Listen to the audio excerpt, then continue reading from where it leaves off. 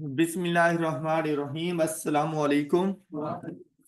आज का लेक्चर बहुत इंपॉर्टेंट होने वाला है हमारा लीनियर प्रोग्रामिंग का। ये जो आप लोगों को दो क्वेश्चन नजर आ रहे हैं ना, ये बहुत ही जबरदस्त क्वेश्चन है हमारे पास। मतलब बहुत कुछ सीखने को मिल सकता है आप लोगों को। इसमें से जो क्वेश्चन नंबर 9 है, ये कुछ ज्यादा इंपॉर्टेंट क्वेश्चन है। तो इसके ऊपर जरा अच्छे से फोकस करेंगे कि हमारे पास कॉन्स्टेंट्स की वैल्यूज क्या बनेगी, हमारे पास ऑब्जेक्टिव फंक्शन क्या बनेगा। जैसे कि अगर आप यहाँ पर देखें, सुकून से पहले डाटा को पढ़ना है कि इंफॉर्मेशन गिवन क्या है। बहुत जल्दी कॉन्स्टेंट्स बनाने की तरफ आप लोगों ने जंप नहीं कर जाना।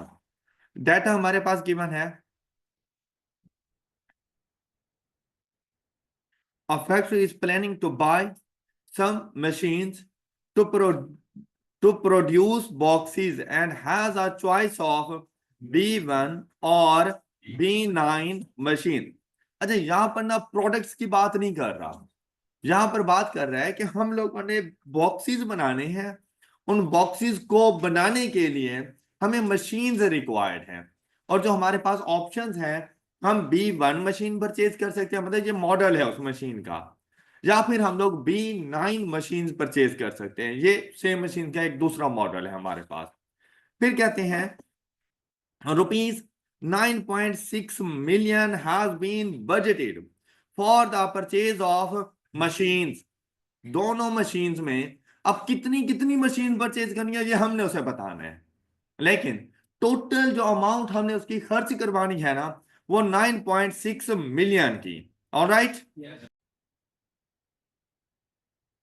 अब जितनी भी मशीन हम लोग परचेज करेंगे, हम उसके 9.6 मिलियन से ज्यादा एक्सपेंशन नहीं होने देंगे। मींस दैट ये पहली लिमिटेशन मिल गई है कॉस्ट के हवाले से कि हमने टोटल कॉस्ट 9.6 मिलियन से ज्यादा नहीं कर, इससे कम कर सकते हैं। मतलब आप खुद सोचें कि अगर आपके पास 100 रुपए हो खर्च करने के लिए, क्या 110 रुपए की चीज लोगे? नहीं, कभी भी नहीं। अच्छा, क्या 80 रुपए की चीज लोगे? हाँ, ले लोगे भाई। 100 रुपए खर्च करने के लिए 100 रुपए की चीज हो, ले लोगे। बिल्कुल इक्वल भी जा सकते हैं हम लोग। तो हम 9.6 मिलियन से कम तो रह सकते हैं, लेकिन इससे ज्यादा नहीं जा सकते। अब वो इंफॉर्मेशन आपको देता है B1 मशीन के बारे में, और कहता है B1 machine costing rupees 0.3 million. अब वो आपको बता रहा है कि एक B1 मशीन आपको कितने की पड़ेगी। वो हमें पड़ गया 0.3 मिलियन की। साथ में वो कहता है requires 25 hours of maintenance and produces 1500 units a week। अब B1 के मशीन बारे में उसने सारी इंफॉर्मेशन दे दी कि ये एक मशीन आप लोगों को पढ़नी है 0.3 मिलियन की। इसको 25 आवर्स ऑफ मेंटेनेंस रिक्वायर्ड है। साथ में ये आपको 1500 यूनिट्स अ वीक प्रोड्यूस करके देगी। इसकी आउटपुट, इसकी प्रोडक्शन 1500 यूनिट्स की। फिर वो आ गया B9 मशीन पर। B9 machine costing rupees 0.6 million each, 10 hours of maintenance and produces 2000 units a week। अब सेम वो तीन इंफॉर्मेशन जो B1 मशीन के लिए थी, वैसी ही उसने B9 मशीन के लिए भी आपको बता दी, ताकि आप लोग डिसाइड कर सको कि आपने मशीन कौन सी परचेज करनी है और कितनी क्वांटिटी में परचेज करनी है। फिर क्या कहता है, ईच मशीन मतलब B1 और B9 needs 50 square metre of floor area.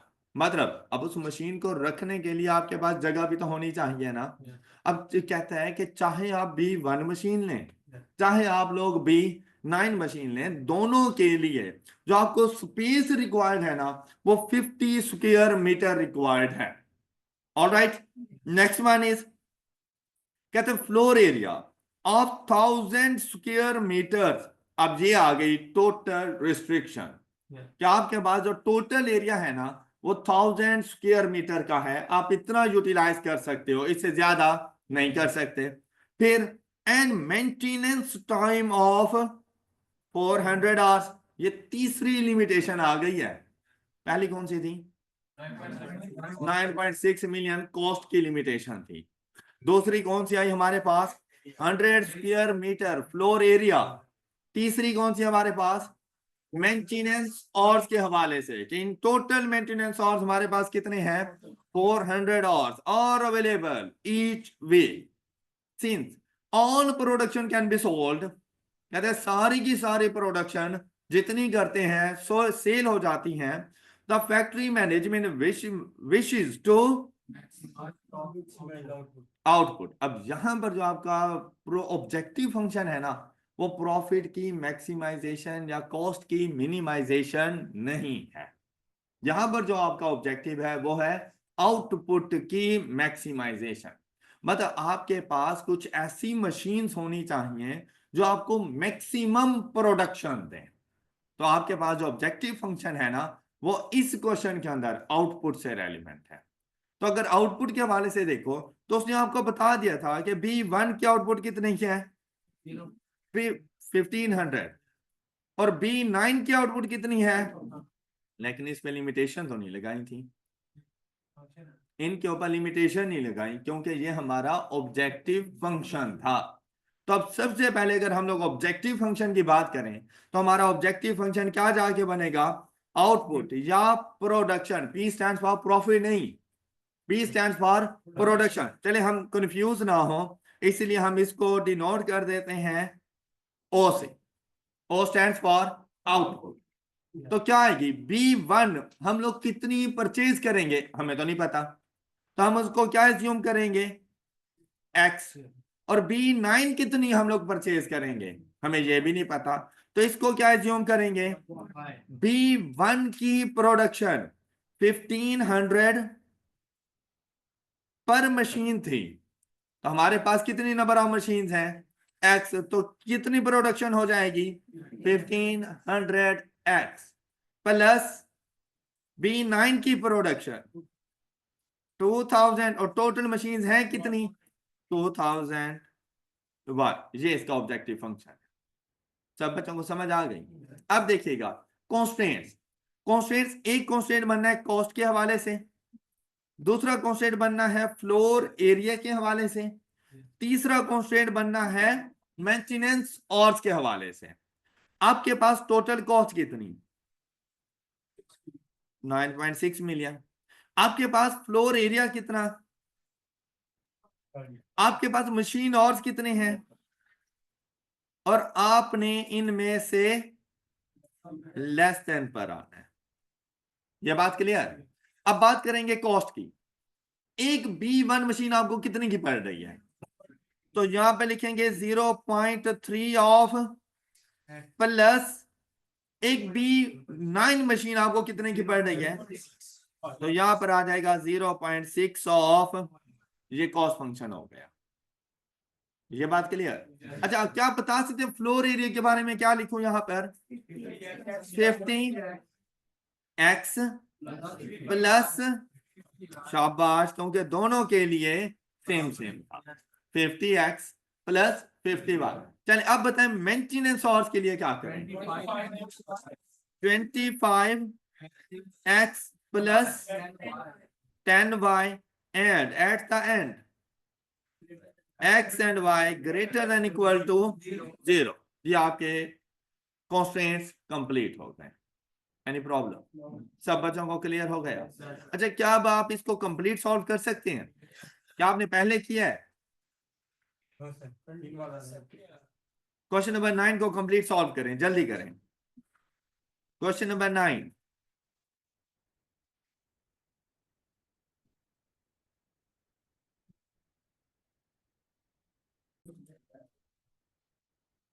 अच्छा इस क्वेश्चन से रेलेवेंट कॉन्स्टेंट बनाना तो आप लोगों ने देख लिया, लेकिन सिर्फ कॉन्स्टेंट बनाना ही आपकी सक्सेस नहीं है। मतलब अगर हमसे पूछा जाता ना कि इसके कॉन्स्टेंट्स बना कर दें, तब तो हमारे 2 मार्क्स आ चुके थे।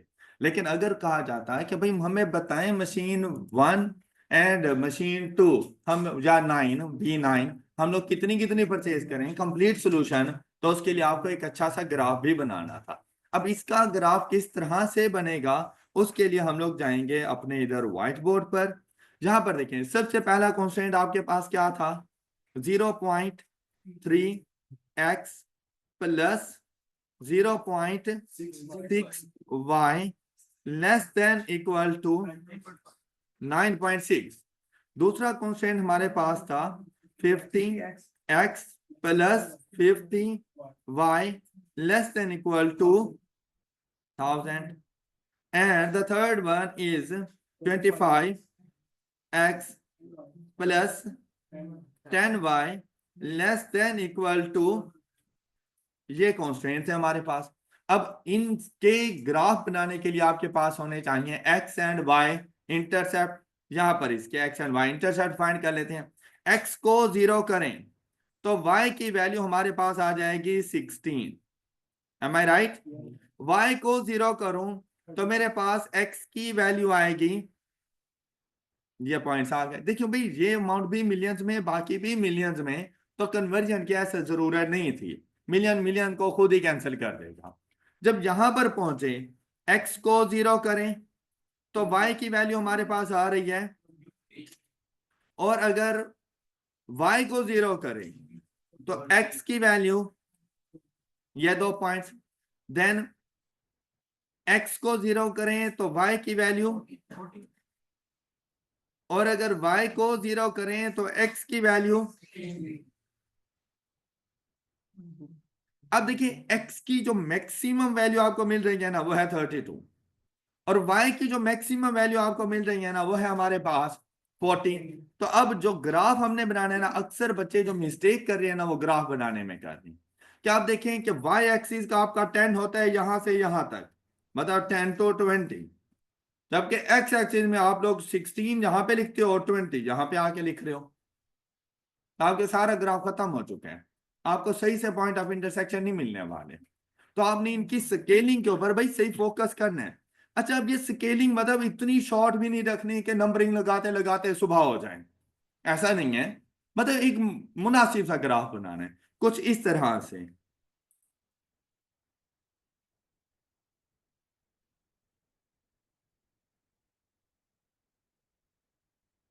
अच्छा, मैंने जाना है मैक्सिमम 40 तक, तो मैं क्या करूंगा, हर लाइन को ना 5 5 के डिफरेंस से लेके चलता हूं।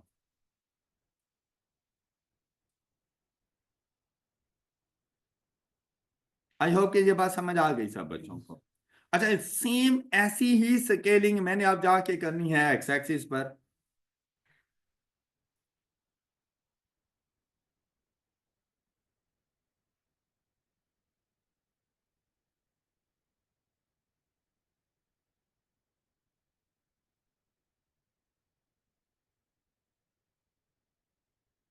अच्छा, अब आ जाए ग्राफ बनाने पर।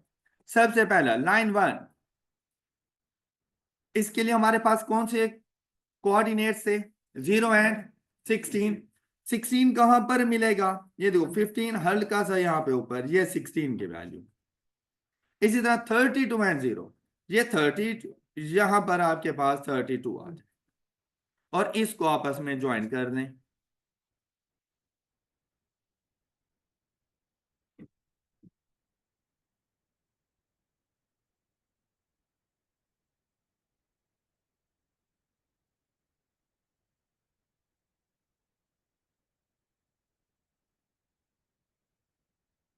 ये लाइन 1 आपके पास आ गई, ये बात क्लियर।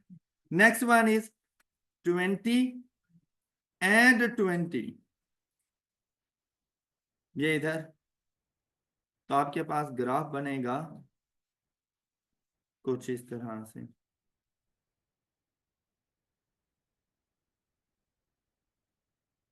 ये लाइन 2 आपके पास आ गई, ये बात क्लियर। लाइन 3 के कोऑर्डिनेट्स हमारे पास कौन कौन से हैं?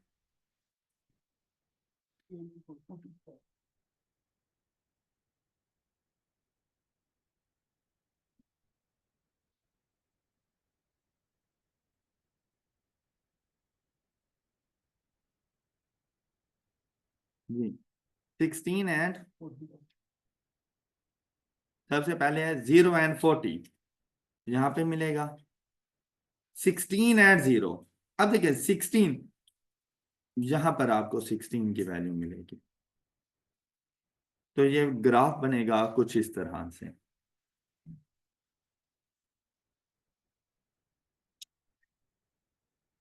अच्छा, अब आप लोग देखें, ये था प्रॉपर ग्राफ। आप में से बहुत से लोग ऐसे थे।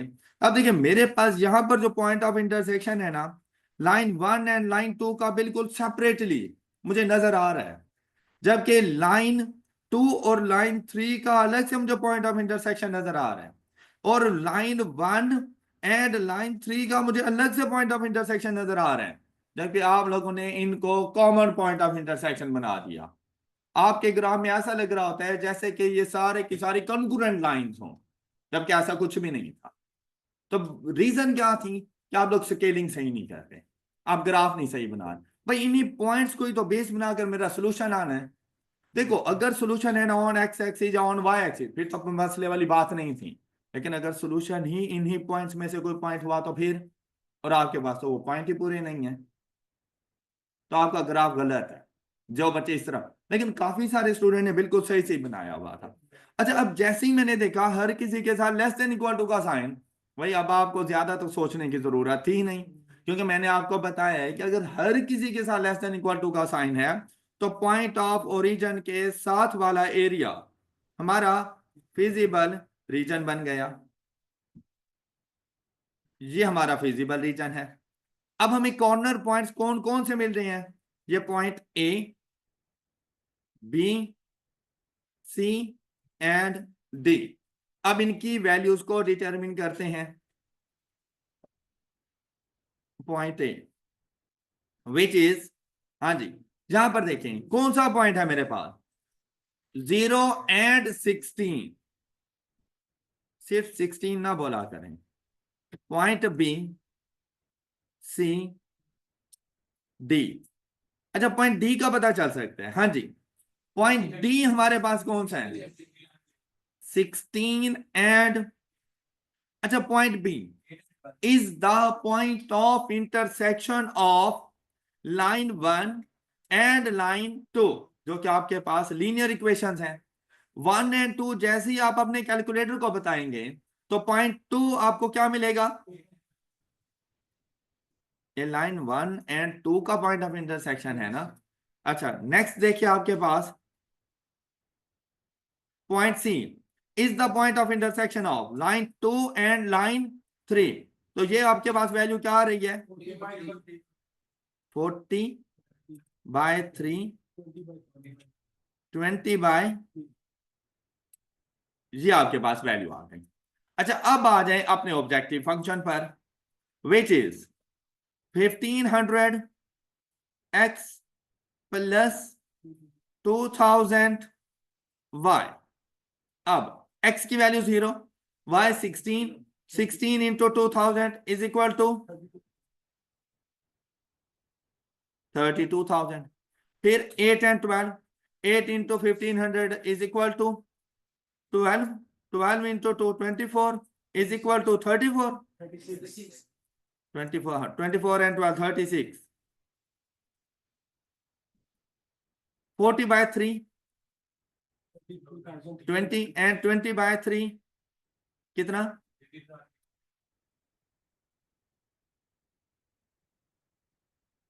Then 16 into 15 24,000।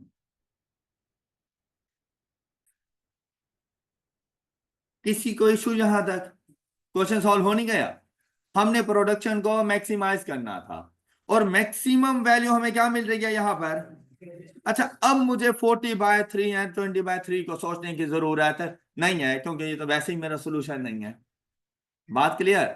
अच्छा अब यहां से 36,000 की प्रोडक्शन मिलेगी कब, ऑप्टिमल सोल्यूशन क्या है, जब हम B1 की 8 मशीन्स और B9 की 12 मशीन्स परचेज करेंगे तो हमारी प्रोडक्शन मैक्सिमम होगी। और उसने कहा था जितनी भी प्रोडक्शन हुई सारी की सारी सेल हो जाएगी। तो जब ये सारी सेल भी हो जानी है तो हमारा प्रॉफिट भी इसी पर सबसे ज्यादा होगा।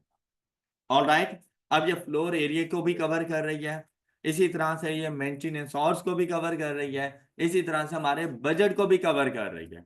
अच्छा अब देखते हैं कि क्या ये हमारी इन तमाम कॉन्स्टेंट्स को इक्वली कवर कर रहे हैं, मतलब फुली सेटिस्फाइड कर रहे हैं, या कुछ ना कुछ बाकी रह जाते हैं। तो अब आपने क्या करना है, अब आपका जो ऑप्टिमल सॉल्यूशन है ना ये जाके पुट कर दो इधर। कॉस्ट के हवाले से देखते हैं कि इतनी इतनी मशीन परचेज करने पर टोटल कॉस्ट कितनी लग जाएगी। तो जैसे ही हमने इसको चेक किया 0.3 इंटू 8 प्लस 0.6 इंटू 12, देखो क्या आंसर आ रहा है आपके पास, एग्जैक्टली इक्वल टू। बात क्लियर। अच्छा यहां से देखें, ये ऑप्शन ये वाला है हमारे पास, मतलब लाइन 1 फुली सेटिस्फाइड होगी, लाइन 2 फुली सेटिस्फाइड होगी, लेकिन लाइन 3 ये जो मेंटेनेंस हॉर्स है ये कुछ ना कुछ बच जाएंगे हमारे पास, ये 400 के इक्वल नहीं जाके सेटिस्फाई हो रहे। अब यहां पे देखें 50 into 8 plus 50 into 12, the answer is ये वाला 1000। मतलब जितना हमारे पास फ्लोर एरिया था सारे का सारा ऑक्युपाई हो गए हैं, जितना बजट था सारे का सारा यूटिलाइज हो गया है। तो अब अगर मेंटेनेंस आवर्स की बात करें तो 25 into 8 plus 10 into 12, the answer is 320। जबकि हमारे पास कितने थे, तो हम लोग कह सकते हैं कि भाई हमारे पास 80 मेंटेनेंस आवर्स आइडल है, फ्री रखे हुए हैं और वो यूटिलाइज नहीं हो रहे।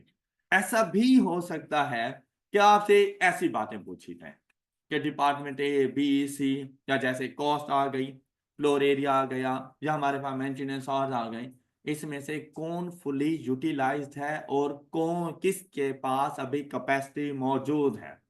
तो हम लोग सॉल्यूशन फाइंड करेंगे, ऑप्टिमल सॉल्यूशन। उस ऑप्टिमल सॉल्यूशन को आकर अपने कंस्ट्रेंट्स में पुट करेंगे और उसकी जो रिस्ट्रिक्शन थी, लिमिटेशन थी, उनके साथ मैच करेंगे। अगर वो मैच हो गए तो हम लोग कहेंगे फुली यूटिलाइज्ड, और अगर ना हुए तो हम डिफरेंस देखेंगे और उसके बारे में बताएंगे कि इसके पास 80 आवर्स अभी फ्री हैं। Alright, any problem. चलें अब आपके पास आता है क्वेश्चन नंबर 10। क्वेश्चन नंबर 10 ऐसा कोई मुश्किल क्वेश्चन नहीं। क्वेश्चन नंबर 10 में क्या था कि देखिए भाई, आपने क्वेश्चन पढ़ लिया होगा कि आपके पास ना कुछ ऐसी लिमिटेशंस होती हैं जिनके लिए जरूरी नहीं कि सिर्फ कम से कम की हद हो, मैक्सिमम की हद भी होती है। इससे पहले आप लोग जितना पढ़ते रहे हैं ना, तो आप लोग गौर करें, या तो मिनिमम लेवल बताया जाता था या मैक्सिमम लेवल बताया जाता था, लेकिन आपने कैलकुलेटर वाला क्वेश्चन सॉल्व किया था, याद है? साइंटिफिक कैलकुलेटर की मिनिमम वैल्यू भी बताई थी और मैक्स ग्राफिक कैलकुलेटर की मिनिमम भी थी, और तो ऐसा नहीं था मिनिमम के लिए अलग से कांस्टेंट और मैक्सिमम के लिए अलग से कांस्टेंट। तो भाई हमारी अगर बॉडी की एग्जांपल दें, जिस्म वगैरह, तो आप लोग देखें भाई, इवन के ब्लड प्रेशर एक अगर स्पेसिफिक रेंज में रहे तो ये गुड है, उस रेंज से कम हो जाए तब भी नुकसान दे जाएगा और ज्यादा हो जाए तब भी नुकसान देता है। शुगर लेवल कम हो जाए तब भी हमारे लिए फेवरेबल नहीं है, ज्यादा हो जाए तब भी फेवरेबल नहीं है। तो इसकी ना एक स्पेसिफिक क्वांटिटी होती है कि भाई इससे कम नहीं होना चाहिए और इससे ज्यादा नहीं होना चाहिए, एक लिमिट में रहना चाहिए। यही वजह है कि जब किसी किस्म की कोई मेडिसिन बनाई जाती है ना, तो उसके अंदर जो जो वो मिनरल्स या जो चीजें यूज करते हैं उसकी क्वांटिटी एक लिमिट के मुताबिक रखी जाती है। इस क्वेश्चन में कुछ ऐसी बात की गई कि हम लोग मेडिसिन बनाने जा रहे हैं, तो आपको बताया कि उस मेडिसिन के अंदर ना 2 कंपोनेंट्स हैं, और वो है हमारे पास आयरन एंड। अब आपके जिस्म में आयरन की कमी भी ना हो, लेकिन ये भी ना हो कि फौलादी मैन बन गए हैं, आयरन मैन बन गए हैं, ऐसा भी नहीं होना चाहिए। कैल्शियम कम भी ना हो, लेकिन ये भी ना हो कि सारे का सारा कैल्शियम आ रहा है, ऐसा भी ना हो। तो उसके लिए ना उसने लिमिट्स बता दी कि भाई 5 to 7 units of iron means that कि आयरन की क्वांटिटी 5 यूनिट से कम ना हो, तो मतलब 5 यूनिट से ज्यादा होनी चाहिए, 5 यूनिट से ज्यादा होनी चाहिए, लेकिन 7 से ज्यादा भी ना हो, कि हमें 5 to 7 इसके दरमियान दरमियान आयरन की क्वांटिटी रखनी है। कैल्शियम 8 यूनिट से कम ना हो और 10 यूनिट से तो बेसिकली ये लिमिटेशंस हैं, ये रिस्ट्रिक्शंस हैं, किस पर? आयरन पर और कैल्शियम। क्लियर? अब देखें, आपने इसके जो कॉन्स्टेंट्स बनाने थे, आयरन और यहां पर कैल्शियम, प्रोडक्ट चेक करें। आपके पास प्रोडक्ट्स हैं एक्स एंड वाई। अब क्या कहते हैं आपसे, कहते हैं from each milligram of x it can extract 1 unit of iron and 2 units of, फिर for each milligrams of Y, it can extract 1 unit of iron and 1 unit of, तो अगर यहां पर देखें तो यहां पर 1 की जगह यहां पर x आ जाएगा, ये 2x आ जाएगा, ये y y दोनों को आपस में ऐड कर। ये बात समझ आ गई सब बच्चों को? अब आते हैं इनकी लिमिटेशंस पर। भाई आयरन के ऊपर लिमिटेशन सिर्फ एक नहीं है, आयरन पे 2 लिमिटेशन है। एक है उसकी मिनिमम वैल्यू और दूसरी है उसकी, तो आपको 2 कॉन्स्टेंट्स बनानी है। एक बनेगा ग्रेटर देन इक्वल टू के साथ, कि 5 से ज्यादा जाना है हमने, जो मिनिमम वैल्यू होगी जो एटलीस्ट होगी उसके साथ ग्रेटर देन इक्वल टू का साइन, और जो एट मोस्ट है उसके साथ लेकिन कॉन्स्टेंट सेम आ जाएगा, x plus Y greater than equal to 5 and x plus Y less than equal to 7। मतलब इसके लिए अलग से और 7 के लिए अलग से, लेकिन कॉन्स्टेंट किसका होगा? आयरन। तो आयरन के ही कॉन्स्टेंट को मैंने 2 मर्तबा लिखा, एक मतलब मिनिमम वैल्यू के साथ और दूसरी मर्तबा, तो कैलकुलेटर के साथ भी ऐसे ही नहीं किया था कि साइंटिफिक को x कहा था तो x को 2 मर्तबा लिखा था, एक मर्तबा ग्रेटर देन इक्वल टू से और दूसरी मर्तबा less than equal to 100 and 200, ऐसे ही था ना? आज भी बिल्कुल वैसे ही किया है। तो अब कैल्शियम के साथ भी आप लोगों ने बिल्कुल ऐसे ही करना है। कैल्शियम की मिनिमम वैल्यू कितनी है? 8, तो एक कांस्टेंट बन जाएगा ग्रेटर देन इक्वल टू 8, और दूसरा सेम ऐसा ही लेकिन लेस देन इक्वल टू 10, और साथ में हम उसे बता देंगे x and y greater than equal to 0, और कॉस्ट का फंक्शन आया तो हमारे पास जो ऑब्जेक्टिव फंक्शन बनेगा वो कॉस्ट के हवाले से जाएगा, which is cost is equal to 6x plus, और ये आपका क्वेश्चन कंप्लीट हो जाए। हाँ जी, क्या आप सब बच्चों को समझ आ गई है? क्या आप इसका ग्राफ बना सकते हो? जल्दी से जरा बनाएं जी। कॉस्ट के फंक्शन में कि भाई मुझसे चीजें भी ले जाओ और पैसे भी ले जाओ, हैं? ऐड होगी प्लस, हाँ जी, ऑब्जेक्टिव फंक्शन वगैरह क्लियर। अच्छा, अब जब इसका आप ग्राफ बनाएंगे तो इसका ग्राफ बनेगा आपके पास कुछ इस तरह से। क्वेश्चन नंबर 10 है हमारे पास।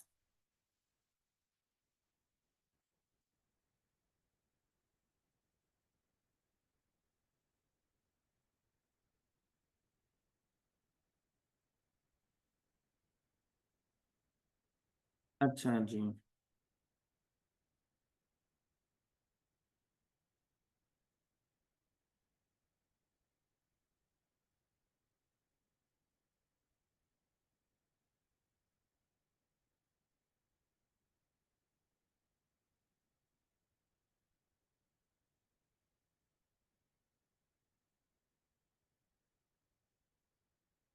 ये सिर्फ मैं आपको बता रहा हूँ कि इसका ग्राफ बनना किस तरह से है। तो हमारे पास जो फर्स्ट पॉइंट हमारे पास आ रहे हैं उसके मुताबिक जो कॉन्स्टेंट्स के इंटरसेप्ट बनेंगे वो हमारे पास बन रहे हैं 0 एंड 5, 5 एंड 0, ये फर्स्ट लाइन इस तरह से।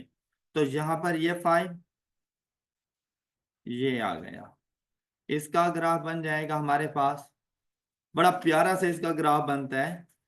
देखो भाई, लीनियर प्रोग्रामिंग बगैर ग्राफ के आपने नहीं करनी। लीनियर प्रोग्रामिंग हमेशा ग्राफ के साथ जाके करना। ये लाइन 1 आ गई। दूसरे के लिए देखें तो हमारे पास पॉइंट्स बन रहे हैं 0 एंड 7 एंड 0। तो ये वैल्यूज हमारे पास यहाँ पर 7, इधर 7 आ गए हमारे पास।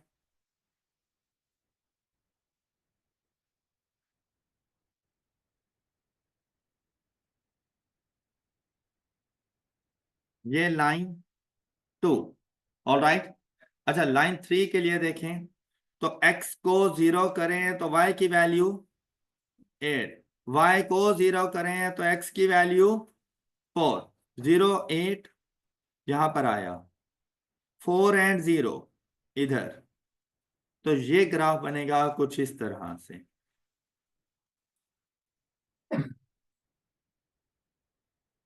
और ये है आपके पास लाइन 3। लाइन 4 की बात करें, x को 0 तो y की वैल्यू, और अगर y को 0 तो x की वैल्यू 5। 10 एंड 0, 0 एंड 10 हमने लिख लिया, और 5 यहां पे मौजूद था। तो ये आएगा हमारे पास ग्राफ कुछ इस तरह। ये लाइन 4, ये हमारे पास ग्राफ बनेगा। तो आप सबके पास ऐसे ही बना। अच्छा, अब देखें एंड में पॉइंट बिल्कुल इसके साथ साथ है। अब इसमें हमारा ऑब्जेक्टिव फंक्शन फिजिबल रीजन कौन सा होगा? तो फिजिबल रीजन हमारे पास बन रहा है ये वाला एरिया।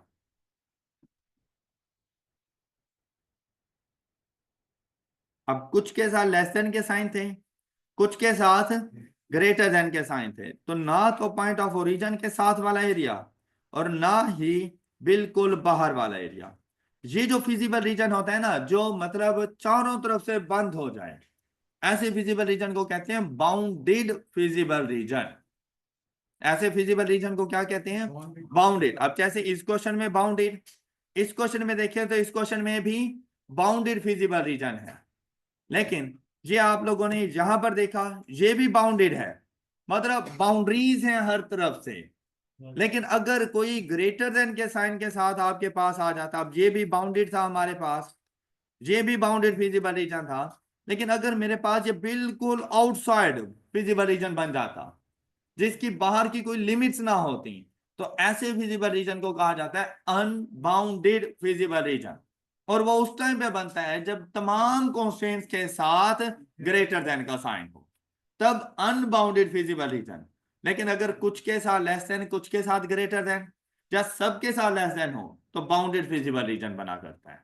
All right. अच्छा, अब आपने इसके पॉइंट, फिजिबल पॉइंट्स को आइडेंटिफाई करना था, ऑब्जेक्टिव फंक्शन में पुट करते तो आपको सॉल्यूशन मिल जाता। आई होप कि आप ये क्वेश्चन आप लोग कंप्लीट कर सकते हैं। Any problem? चलें, कल इंशाल्लाह हम लोग सेल्फ टेस्ट को डिस्कस करेंगे। That's all for today. अपना ख्याल रखिए। अल्लाह हाफ़िज़।